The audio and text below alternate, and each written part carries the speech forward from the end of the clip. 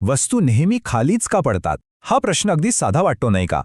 पण याचं उत्तर आपल्याला थेट विश्वाच्या एका मोठ्या रहस्यापर्यंत घेऊन जातं. चला आज गुरुत्वाकर्षणाचा हाच अदृश्य धागा उलगडून पाहूया. हाच तो प्रश्न आहे ज्याने विज्ञानाच्या इतिहासाला एक नवी दिशा दिली. विचार करा, जी शक्ती सफरचंदाला जमिनीवर ओढते तीच शक्ती चंद्राला खाली का नाही ओढत? एकाच अदृश्य शक्तीचे हे दोन वेगवेगळे चेहरे कसे असू शकतात? आणि या सगळ्या कथेचे नायक आहेत सर आयझॅक न्यूटन. असं म्हणतात की ते एका बागेत बसले होते आणि त्यांच्या डोळ्यासमोर एक सफरचंद खाली पडलं.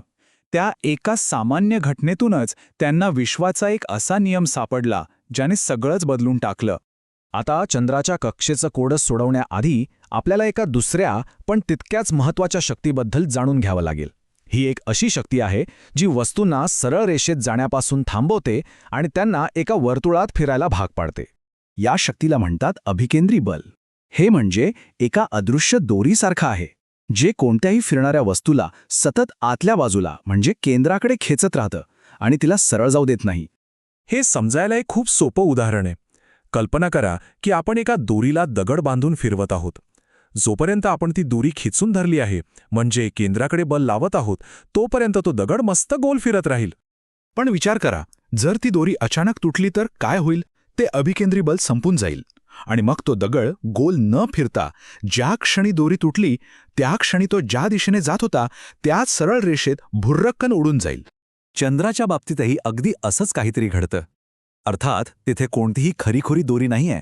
इथे पृथ्वीचं गुरुत्वाकर्षणच त्या अदृश्य दोरीचं काम करतं. तेच अभिकेंद्री बल पुरवतं जे चंद्राला पृथ्वीभोवती त्याच्या कक्षेत फिरवत ठेवतं. न्यूटनने हे सगळं का घडतं हे शोधण्यापूर्वी एका दुसऱ्या शास्त्रज्ञाने ते काय आणि कसं घडतं याचं अगदी अचूक वर्णन करून ठेवलं होतं. चला आधी ते पाहूया. हे आहेत योहान्स केपलर. न्यूटनच्या शोधाचा भक्कम पाया केपलर यांनीच रचला होता. त्यांनी फक्त निरीक्षणांच्या आणि गणिताच्या आधारावर ग्रह कसे फिरतात याचं वर्णन केलं होतं.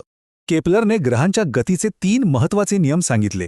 पहिला नियम म्हणजे ग्रह परफेक्ट गोल नाही तर लंब वर्तुळाकार कक्षेत फिरतात आणि सूर्य बरोबर मध्यभागी नसतो. दुसरा नियम त्यांच्या वेगाबद्दल आहे आणि तिसरा नियम ग्रहाचं सूर्यापासूनचं अंतर आणि त्याला एक फेरी पूर्ण करायला लागणारा वेळ यांच्यातलं नातं सांगतो. हा दुसरा नियम खूपच इंटरेस्टिंग आहे. याचा साधा अर्थ असा होतो की ग्रह जेव्हा सूर्याच्या जवळ येतो तेव्हा त्याचा वेग वाढतो आणि जेव्हा तो सूर्यापासून दूर जातो तेव्हा त्याचा वेग कमी होतो. आणि आता आपण येतोय या कथेच्या सर्वात महत्त्वाच्या भागाकडे, न्यूटनचा तो वैश्विक नियम ज्याने विश्वाकडे बघण्याचा आपला दृष्टिकोनच बदलून टाकला. हे शब्द खूपच प्रभावी आहेत. न्यूटनने सांगितलं की हे आकर्षण फक्त सफरचंद आणि पृथ्वीपुरतं मर्यादित नाही तर विश्वातली प्रत्येक वस्तू दुसऱ्या प्रत्येक वस्तूला खेचत आहे. तुम्ही, मी, आपल्या आजूबाजूच्या सगळ्या वस्तू, अगदी ग्रह तारेसुद्धा. चला हे सूत्र एकदम सोपं करून समजावून घेऊ. हे बल म्हणजे फोर्स 2 गोष्टींवर अवलंबून आहे. वस्तूंचा वस्तुमान किती आहे आणि त्या एकमेकांपासून किती लांब आहेत. सोपं आहे, वस्तुमान जेवढा जास्त तेवढं बल जास्त आणि अंतर जेवढा जास्त तेवढं बल कमी.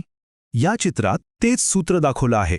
बघा, M1 आणि M2 वस्तुमानाच्या 2 वस्तू आहेत ज्या D इतक्या अंतरावर आहेत आणि त्या एकमेकांना F या बलाने ओढत आहेत. हेच ते अदृश्य बल आहे जे सफरचंदापासून ते मोठमोठ्या आकाशगंगांपर्यंत सर्वांना एकत्र बांधून ठेवतं. चला तर मग आता बघूया की हा नियम वेगवेगळ्या परिस्थितीत कसा काम करतो, अगदी आपल्यासारख्या माणसांपासून ते मोठमोठ्या ग्रहांपर्यंत. आता एक गंमतशीर तुलना करूया. आपण 2 व्यक्तींमधलं गुरुत्वाकर्षण बल आणि एक व्यक्ती व पृथ्वी यांच्यातलं गुरुत्वाकर्षण बल मोजून पाहूया. नियम तर तोच आहे पण वस्तुमानातल्या प्रचंड फरकामुळे परिणाम किती वेगळे येतात ते बघा. महेंद्र आणि विराट या दोघांमध्ये जे गुरुत्वाकर्षण बल आहे ते इतकं कमी आहे की ते जवळजवळ शून्यच म्हणता येईल. त्यांचं वस्तुमान या वैश्विक स्तरावर खूपच कमी आहे आणि म्हणूनच आपण एकमेकांकडे खेचले जात नाही. पण याच्या अगदी उलट महेंद्र आणि पृथ्वी यांच्यातलं बल तब्बल 733 न्यूटन आहे. हे खूप मोठं बल आहे कारण पृथ्वीचं वस्तुमान प्रचंड आहे. तिचं हेच गुरुत्वाकर्षण बल आपल्याला स्पष्टपणे जाणवतं आणि त्यालाच आपण आपलं वजन म्हणतो. गुरुत्वाकर्षणाचा एक खूप मोठा परिणाम आपण रोज समुद्राच्या किनारी पाहू शकतो. तो म्हणजे भरती ओहोटी. हे थेट चंद्राच्या गुरुत्वाकर्षणामुळे होतं. चंद्र आपल्या जवळच्या महासागरांच्या पाण्याला स्वतःकडे खेचतो, ज्यामुळे समुद्राची पातळी वर आणि खाली होते. चला तर मग आता या सगळ्या माहितीचा सार पाहूया. ही शक्ती दिसायला जरी कमकुवत असली तरी तिची पोहोच आणि परिणाम खूप दूरगामी आहेत. आणि हेच गुरुत्वाकर्षणाचं खरं सामर्थ्य आहे. निसर्गातल्या इतर बलांच्या तुलनेत ते खूपच कमकुवत आहे, पण त्याची पोच अमर्याद आहे. आणि म्हणूनच ग्रह, तारे आणि मोठमोठ्या आकाशगंगांना एकत्र बांधून ठेवण्याचं काम गुरुत्वाकर्षणच करतं. खरं तर तेच आपल्या संपूर्ण विश्वाचा आकार ठरवतं. आणि जाता जाता तुमच्यासाठी एक विचार करायला लावणारा प्रश्न. समजा जर जी म्हणजे गुरुत्वाकर्षणाची मूळ शक्तीच अचानक दुप्पट झाली तर आपल्यावर, आपल्या पृथ्वीवर आणि या संपूर्ण विश्वावर त्याचा काय परिणाम होईल यावर नक्की विचार करा.